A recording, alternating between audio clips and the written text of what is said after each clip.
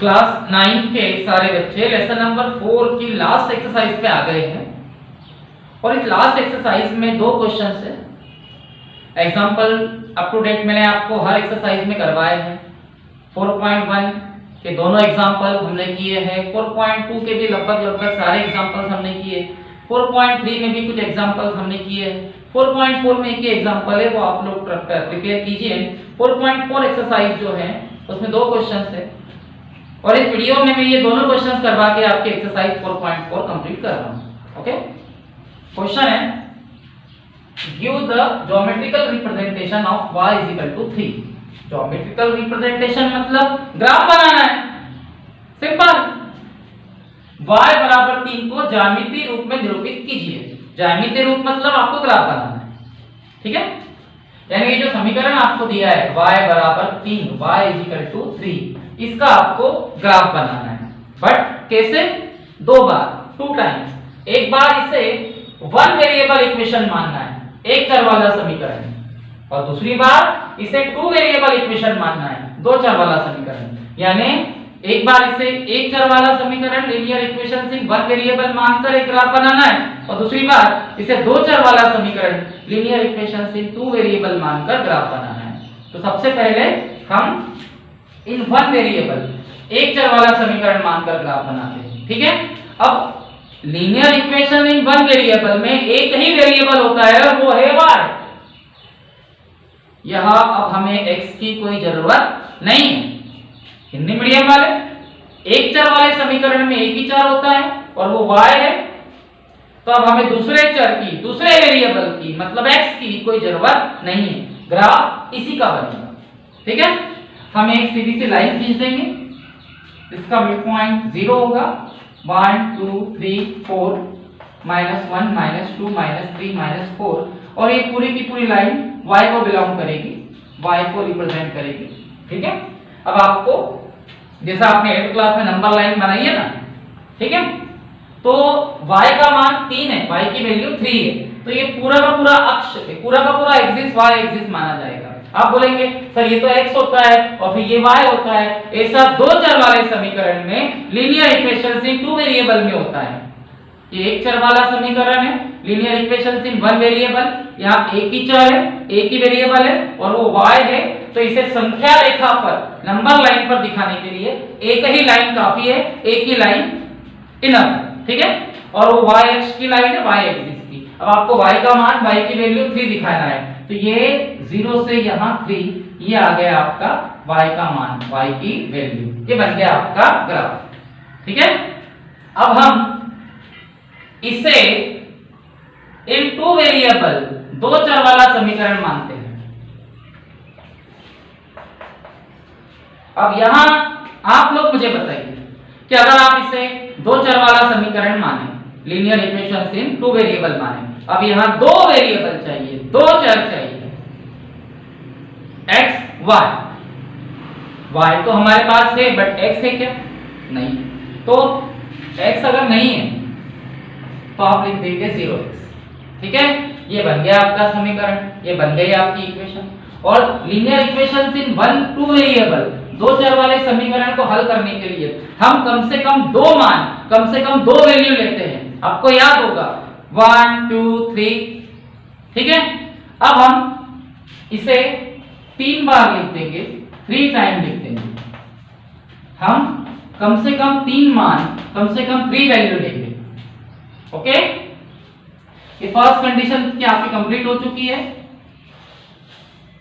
आपने y equal to 3, y बराबर 3 को linear equation in one variable suppose किया, दो एक चर वाला समीकरण माना, तो यहाँ एक ही चर चाहिए, एक ही वेरिएबल चाहिए और वो y था। इसका मतलब आपको यहाँ x की कोई जरूरत नहीं है।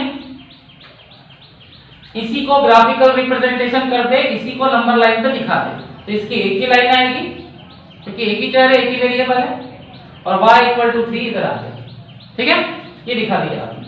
अब जब हम इसे दो चर वाला समीकरण माने, लीनियर इक्वेशन से 2 वेरिएबल, तो क्या होगा भाई? अब यहाँ 2 वेरिएबल चाहिए, दो चर चाहिए, x और y, तो y तो हमारे पास है, x नहीं है। और मैंने आपको 3.1 में समझाया था कि जो चर नहीं होता, जो वेरिएबल नहीं होता, वो 0 के साथ आता है। जैसे x नहीं है तो 0x, y नहीं है तो 0y। ठीक है, अब आप x के मान, x की वैल्यू रखते चलिए और y के मान, y की वैल्यू आती जाएगी, और इसका जो ग्राफ बनेगा वो इस अक्ष पर, इस एक्सिस पर बनता है, जैसे आपको मैंने बताया था। ये x होता है और ये y। तो ग्राफ को हम बाद में बनाएंगे, लेकिन पहले आप बताइए कि यहां इसे सॉल्व कैसे करें। कम से कम दो मान, दो वेरिएबल, दो चर, दो वेरिएबल है तो दो मान, दो वेरिएबल, दो नंबर तो आते हैं कम से कम। तो हम लोग कम से कम 3 बार इसे सॉल्व करते हैं। अब जरा सोचिए कि अगर आप y के मान रखते चले, y की वैल्यू रखते, इसे हम लोग कैसे करते थे, x के मान रखते चलते थे, y के मान आते थे, x की वैल्यू रखते थे, y की वैल्यू आती थी, और कम से कम 2 या 3 बार सॉल्व करके उसे ग्राफ पेपर पे शो करते थे। ठीक है, अब यहां पर भी आप x के मान रखते चलिए, x की वैल्यू रखते चलिए, तो ही y आएगा। क्योंकि अगर आप सोचो अगर आप y की जगह कुछ रखते हो तो x आ ही नहीं सकता, क्योंकि x तो 0 है। मतलब x कोई चर है ही नहीं, x कोई वेरिएबल है ही नहीं, वो तो हमने सपोज किया है। अगर आप y की जगह पे 1 रखें, सोचो y की जगह पर अगर आप 1 रखते हैं तो +1 इधर आके -1 हो जाएगा, तो यहाँ 2 आ जाएगा। और फिर x निकालने के लिए 0 उसके बाएं में चला जाएगा, और किसी को भी 0 से डिवाइड करो तो 0 आता है। मतलब आपको यहाँ y का मान नहीं रखना पड़ेगा, y की वैल्यू नहीं रखना पड़ेगी, x की ही रखनी पड़ेगी। तो हम लोग x की प्लेस पे 1 ले लेते हैं, x की प्लेस पे 2 ले लेते हैं, और x की प्लेस पर 3 ले लेते हैं। ठीक है, तो ये हो जाएगा 0 × 1 + y = 3। ये तो 0 हो गया, तो आंसर आएगा y = 3। ठीक है, x की प्लेस पे 2 ले, वैसे भी हम x का मान, x की वैल्यू ही लेते हैं, आते हैं y के आंसर। तो 0 × x की प्लेस पे 2 आएगा + y = 3, तो ये 0 हो जाएगा, y = 3। फिर हम x की प्लेस पे 3 ले लेते हैं, तो 0 × x की प्लेस पे 3 + y = 3, तो ये 0 हो जाएगा, y = 3 आएगा। ठीक है, और वैसे भी आपका रिप्रेजेंटेशन y = 3 का ही चाहिए। ठीक है, तो हम एक बॉक्स बना के शो कर देते हैं इसे। x1 लिया तो y3 आया, x2 लिया तो भी y3 आया, x3 लिया तो भी y3 आया। अब हम इसे ग्राफ पेपर पर बनाकर देखते हैं। चलिए, ग्राफ पेपर पे कैसे बनाऊंगा।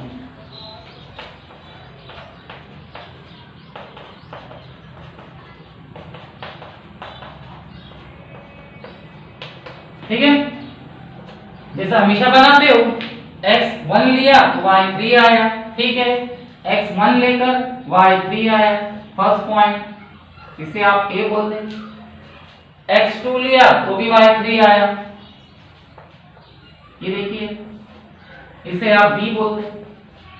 और x आप लोगों ने 3 लिया तो y3 भी 3 आया, x3 तो y3, इसे आप c बोल दें। तो इसको मिलाकर जब एक लाइन खींचोगे आप with the help of scale, तो वो लाइन जो है वो x अक्ष के समांतर आएगी, x एक्सिस के पैरेलल आएगी। इस टाइप से आपका ये ग्राफ बनेगा। ओके, तो ये क्वेश्चन इस तरीके से बनेगा आप लोगों का। ठीक है, आप y की जगह कुछ ले नहीं सकते क्योंकि x 0 है। ओके, तो आपको x के ही मान रखने पड़ेंगे, x की ही वैल्यू रखनी पड़ेगी, क्योंकि आपका जो समीकरण है, आपकी जो इक्वेशन है वो y के अकॉर्डिंग है। ठीक है, ओके,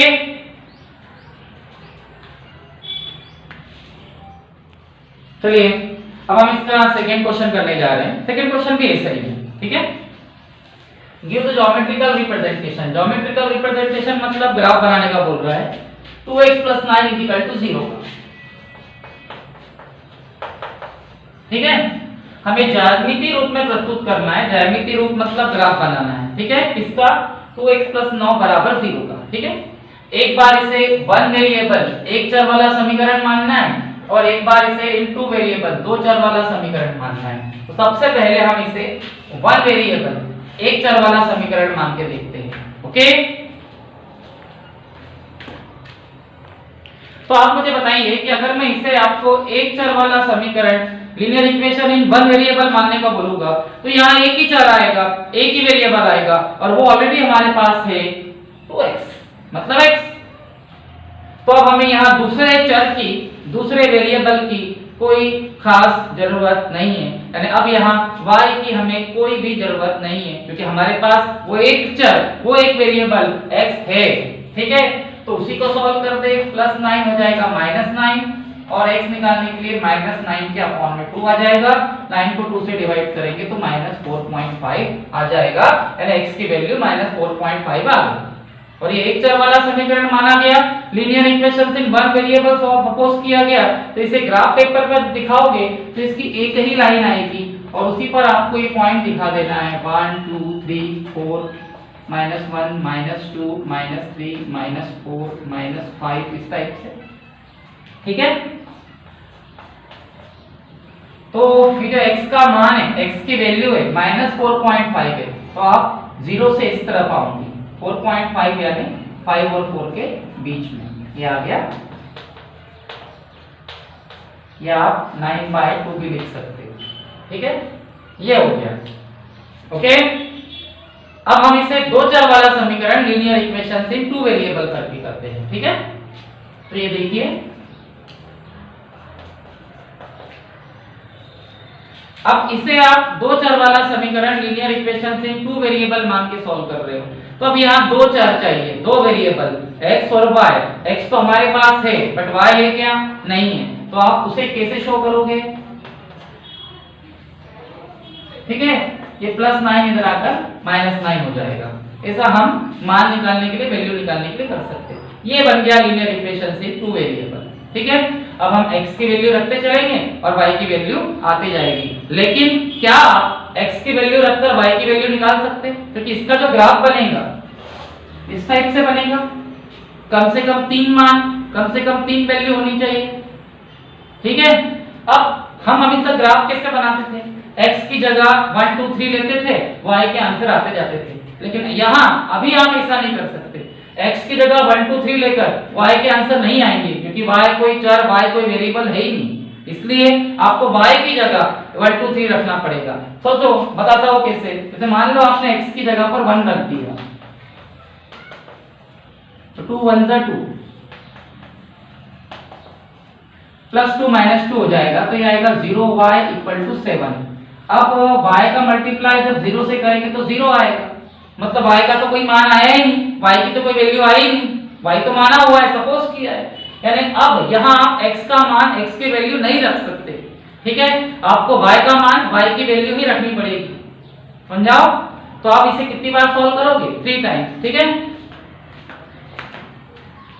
इस तरीके से।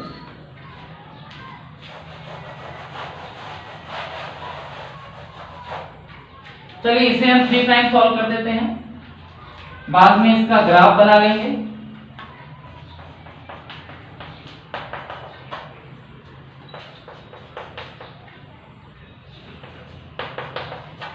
ठीक है, तो x की प्लेस पर 1, x की प्लेस पे 2 और x की प्लेस पे 3 रख के हम अभी तक ग्राफ बनाते आए हैं। लेकिन मैंने आपको बता दिया कि अब आप अगर x का मान, x की वैल्यू रखते चलोगे तो y के आंसर नहीं आएंगे। इसका मतलब आपको y की प्लेस पर 1, y की प्लेस पे 2 और y की प्लेस पर 3 रखकर ग्राफ बनाना पड़ेगा। ठीक है, तो 2 × x की प्लेस पे x आएगा, 0 × y की प्लेस पे 1 आएगा = -9। ठीक है, तो ये आएगा 2x, ये तो 0 हो जाएगा, =-9। तो x =-9/2, तो x का आंसर आएगा -4.5,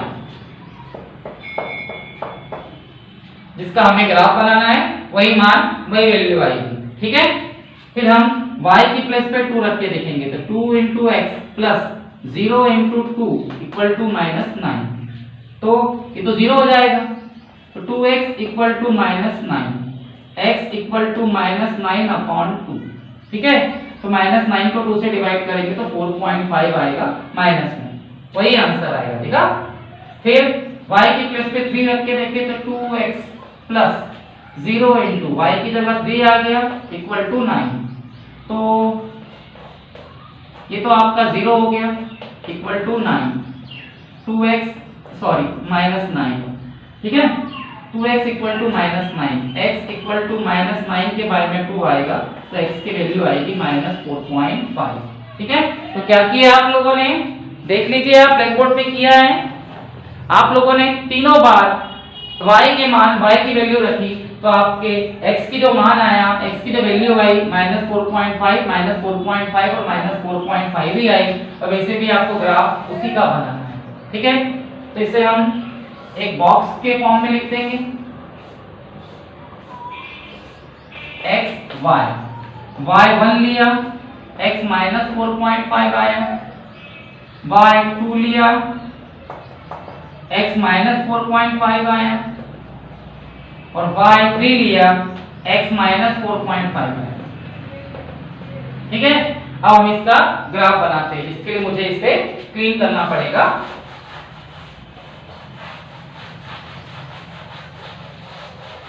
चलिए बनाते हैं ग्राफ। लीनियर इक्वेशन से टू वेरिएबल का ग्राफ इस तरीके से बनता है। आप जानते हो ये x एक्सिस होता है और ये y एक्सिस, ठीक है। 0 1 2 3 4 -1 -2 -3 -4, 0 1 2 3 4 5, ठीक है, और -1 -2 -3 -4। चलिए हमने y1 लिया था तो x -4.5 आया, ठीक है। तो कैसे बनेगा ग्राफ इसका, y1 लिया है, ये y1 है, ठीक है, y की तरफ 1 तो x -4.5 है। x का -4.5 जो है -4 और -5 के बीच में आएगा। y1 है, x -4.5 यहाँ समथिंग आएगा, पॉइंट A। फिर y की तरफ 2 है तो x -4.5 है, तो y2 x -4.5 यही आएगा, पॉइंट B। और y3 है तो x -4.5 आएगा, y3 है तो x -4.5 आएगा, ये पॉइंट C आएगा। देखिए y1 है तो x -4.5 है, -4 और -5 के बीच में, y2 है तो भी x -4.5 है और y3 है तो भी x -4.5 है। इसे मिलाकर एक स्ट्रेट लाइन स्केल की सहायता से with the help of scale खींच दे तो ये जो ग्राफ आया है वो y अक्ष के समांतर आया, y एक्सिस के पैरेलल आया है। इस टाइप से आप ये क्वेश्चन कर सकते हो, ओके।